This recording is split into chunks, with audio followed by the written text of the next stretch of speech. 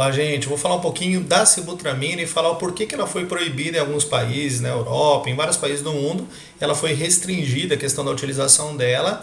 E aí eu vou mostrar o estudo que levou a essa situação e essa modificação. E no Brasil também o que aconteceu com ela. Então vamos explicar um pouquinho disso, tá? Sibutramina, na verdade, é uma droga que tem uma característica de promover uma saciogênese, né? Uma diminuição do apetite do paciente. Ela tem uma ação semelhante a alguns antidepressivos, mas ela promove um aumento, né, de alguns neurotransmissores.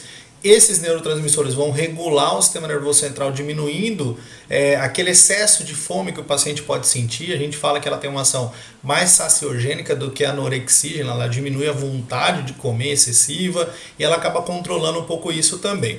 Ela era uma medicação que era comercializada, né, no modelo que hoje a gente tem de comercialização dos antidepressivos, né, com receituário branco em 2 vias.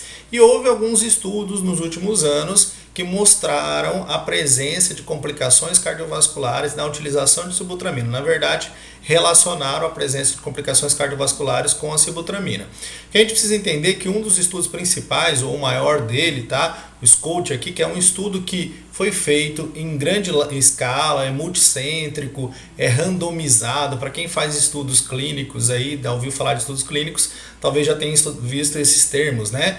Multicêntrico, né, em vários locais, não foi feito em uma região só, com uma população específica. Ele foi randomizado, quer dizer que os pacientes faziam troca, né, em momentos utilizavam a medicação, em outros momentos não. E, claro, para ser placebo controlado, né? Então, eles foram um estudo grande, foi um estudo bem desenhado, que avaliou o efeito da sibutramina a longo prazo e a incidência de eventos cardiovasculares e morte por esses eventos cardiovasculares, tá? Indivíduos com risco alto ou com um risco muito alto de complicações cardiovasculares. Esse é um ponto importante do estudo porque ele demonstrou sim uma elevação, um aumento no risco de complicações cardiovasculares para esses pacientes, que principalmente os pacientes que tinham já um risco alto ou um risco muito alto dessas complicações.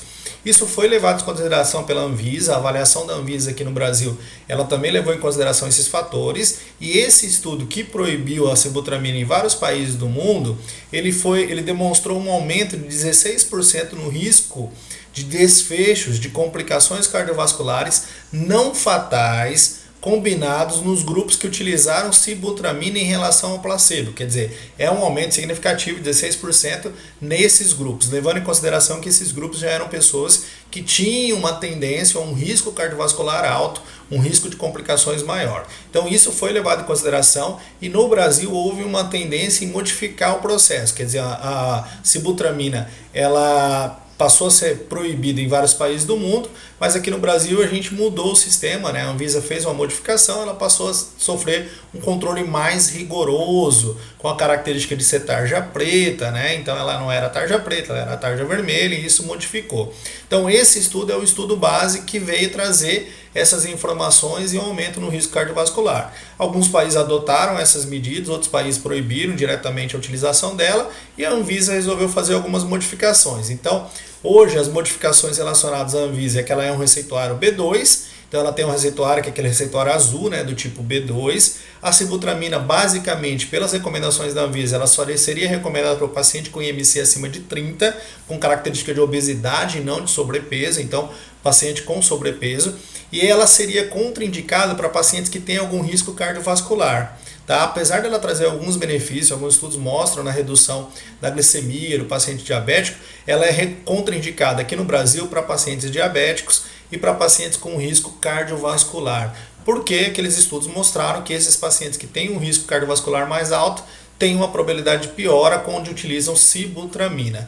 Hoje tem um termo de responsabilidade do prescritor e a prescrição, devido ao RDC 50 de 2014, a prescrição de sibutramina pode ser até de 60 cápsulas. Normalmente seria de 30, mas tem uma modificação na legislação que permite essa prescrição de até 60 cápsulas, sendo a dose aprovada de 10 a 15 miligramas pelo período da manhã, utilizada uma vez ao dia. Essa seria a posologia, a recomendação da sibutramina. Então, deu para entender por que ela foi proibida em alguns países. No Brasil, adotaram algumas medidas de restrição. Então, a utilização, por exemplo, de doses mais altas do que 15 miligramas não é recomendado pela Anvisa.